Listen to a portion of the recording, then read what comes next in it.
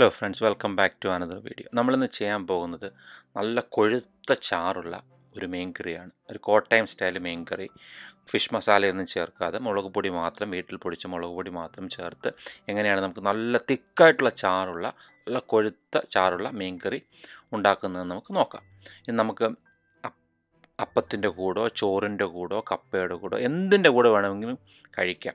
ഞാനതിന് വേണ്ടി ഇവിടെ സീബ്രീം എന്ന് പറഞ്ഞൊരു മീനാണ് എടുത്തിരിക്കുന്നത്. പുറത്ത് കിട്ടുന്ന ഒരു സീബ്രീം എന്നൊരു മീനാണ് എടുത്തിരിക്കുന്നത്. 1/2 കിലോ മീൻ. നിങ്ങൾക്ക് ഏത് മീൻ വേണമെങ്കിലും എടുക്കാം. ഞാനൊരു മീഡിയം സൈസ് കഷ്ണങ്ങളായിട്ട് മുറിച്ച് വെച്ചിട്ടുണ്ട്. അതിനുശേഷം കുറച്ച് വെളുത്തുള്ളി, കുറച്ച് ഇഞ്ചി, കുറച്ച് പച്ചമുളക് കംപ്ലീറ്റ്ലി ഓപ്ഷണലാണ്. നിങ്ങൾക്ക് വേണമെങ്കിൽ ഉപയോഗിച്ചാൽ മതി. കുറച്ച് കുഞ്ഞുള്ളി. ചിലർ കുഞ്ഞുള്ളി ഉപയോഗിക്കത്തില്ല. ഞാൻ കുഞ്ഞുള്ളി ഉപയോഗിക്കുന്നത് ചാറിന് നല്ല കൊഴുപ്പ് കിട്ടാൻ വേണ്ടി, നല്ല കൊഴുപ്പും ടേസ്റ്റും കിട്ടാൻ വേണ്ടിയാണ് കുഞ്ഞുള്ളി ഉപയോഗിക്കുന്നത്. ഇത്രയും സാധനങ്ങൾ ഞാൻ എടുത്തു വെച്ചിട്ടുണ്ട്.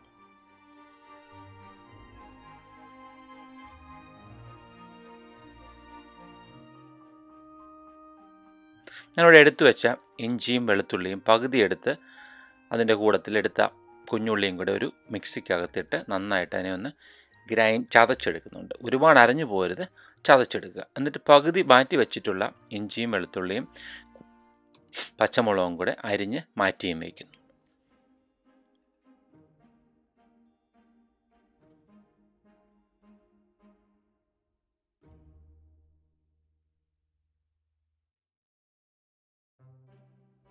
അതിനുശേഷം ഞാൻ മീനിനകത്ത് ചേർക്കാൻ വേണ്ടി ഒരു 4 പീസ് മീൻ പുളി എടുത്ത് ചൂടുവെള്ളത്തിൽ ഇട്ട് വെച്ചിട്ടുണ്ട്. അപ്പം കുറച്ച് നേരം ഇരുന്ന് കഴിയുമ്പോൾ അതിൻ്റെ പുളിയൊക്കെ ഇറങ്ങി നന്നായിട്ട് വെള്ളത്തിലേക്ക് ഇറങ്ങും.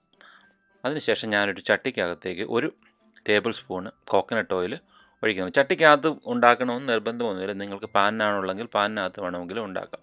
അതിനകത്തേക്ക് ശകലം കടുക് ഇട്ട് പൊട്ടിച്ച് ശകലം കറിവേപ്പില ഇട്ടതിന് ശേഷം ആദ്യം അരിഞ്ഞു വെച്ചിട്ടുള്ള ഇഞ്ചിയും വെളുത്തുള്ളിയും കൂട്ട് അതിനെ ഒന്ന് വഴറ്റുക.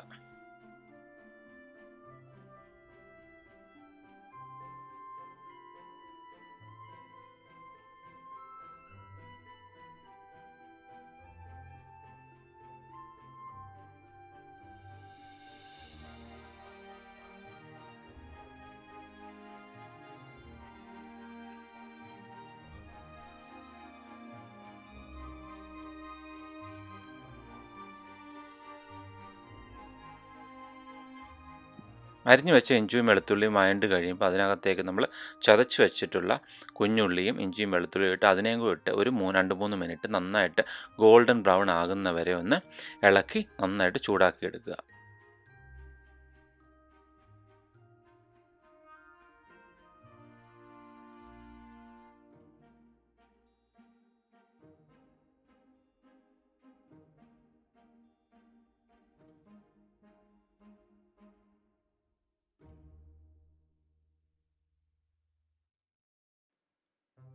ഇഞ്ചിയും വെളുത്തുള്ളിയും എല്ലാം നന്നായിട്ടൊന്ന് വഴണ്ട് കഴിയുമ്പോൾ അതിനകത്തേക്ക് ശകലം മഞ്ഞൾപ്പൊടി, 1/2 കിലോ മീനിന് ഞാൻ 5 ടീസ്പൂൺ കാശ്മീരി ചില്ലി പൗഡറാണ് ഉപയോഗിക്കുന്നത്. നല്ല കൊഴുപ്പ് കിട്ടും. എരിവൊന്നും കൂടി പോകത്തില്ല. മീനായിട്ട് മീൻ കറിയും പുളിയെല്ലാം കൂടെ ആകുമ്പോൾ നല്ല കൺസിസ്റ്റൻ്റായിട്ട് നല്ല കൊഴുപ്പ് കിട്ടാൻ വേണ്ടി നമ്മൾ 5 ടീസ്പൂൺ മുളക് പൊടി ഉപയോഗിക്കുന്നുണ്ട്. പിന്നെ അതിനകത്തേക്ക് ശകല ഉലുവാപ്പൊടി, 1/2 ടീസ്പൂൺ ഉലുവാപ്പൊടിയും കൂടെ ഇട്ട് നന്നായിട്ട് അതിനൊന്ന് ചൂടാക്കി എടുക്കാം.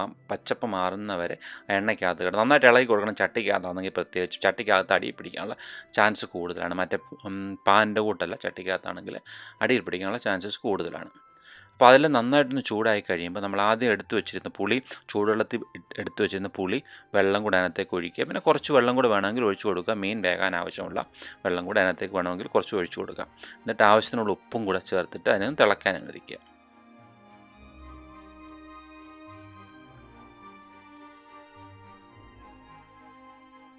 മുളകും പുളിയുടെ ജ്യൂസും എല്ലാം കൂടെ നന്നായിട്ട് തിളച്ച് കഴിയുമ്പോഴത്തേക്ക് അതിനകത്ത് മീനിട്ടിട്ട് ഒരു 5-6 മിനിറ്റ് വേവാൻ അനുവദിക്കുക. വെന്ത് ഗ്രേവിയൊക്കെ നന്നായിട്ട് കുറുകി കഴിയുമ്പോഴത്തേന് അതിനകത്തേക്ക് വേണമെങ്കിൽ ശകലം വെളിച്ചെണ്ണയും ഒഴിച്ച് കറിവേപ്പിലയും ഇട്ട് നമുക്ക് എടുക്കാം. മീൻ കറിയുടെ പ്രത്യേകത വെച്ചാൽ മീൻ അന്നേരം കൂട്ടുന്നതിനെക്കാട്ടിലും പിറ്റേ ദിവസം ആകുമ്പോഴത്തേന് നല്ല തിക്കാവും.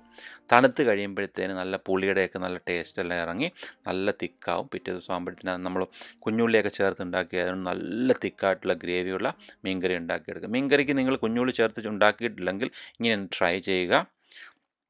നിങ്ങളുടെ ചാനൽ ആദ്യമായിട്ടാണ് കാണുന്നതെങ്കിൽ ലൈക്ക് ചെയ്തും സബ്സ്ക്രൈബ് ചെയ്തും സപ്പോർട്ട് ചെയ്യുക. Thanks for watching. Thank you very much.